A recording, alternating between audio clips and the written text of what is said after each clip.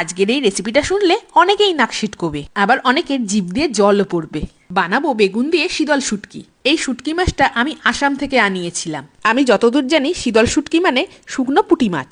এই শুটকি মাছ রান্না করতে গেলে বেশি পরিমাণ লাগে না, অল্প নিলেই হয়ে যায়।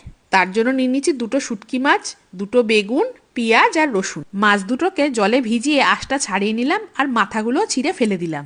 বেগুনগুলো ছোট ছোট টুকরো করে নিলাম। আমি আলু দিইনি, তোমরা চাইলে কিন্তু আলুও দিতে পারো। পেঁয়াজগুলো স্লাইস করে কেটে নিলাম। মিক্সিতে রসুন, শুকনো লঙ্কা, পেঁয়াজ দিয়ে একটা পেস্ট বানিয়ে নেবো। ফ্রাইং প্যানে সাদা তেল গরম করে পেঁয়াজগুলো সামান্য ভেজে নেওয়ার পর মাছগুলো দিয়ে ভালো করে নেড়ে চেড়ে নিচ্ছি। মাছগুলো দেওয়ার পর দেখবে একদম গলে যাবে। তারপর দিয়ে দেবো রসুন বাটা। রসুন বাটা মানে এই লঙ্কা রসুন পেঁয়াজ বাটাটা। তারপর নুন হলুদ দিয়ে ভালো করে কষিয়ে নেওয়ার পর বেগুনগুলো ছেড়ে দেবো। মশলা কষে বেগুন সেদ্ধ হয়ে আসলে আমার একটু রসুন খেতে ভালো লাগে, তাই কুচি করা কিছু রসুনও দিয়েছিলাম। তৈরি হয়ে গেল বেগুন দিয়ে শীতল শুটকি।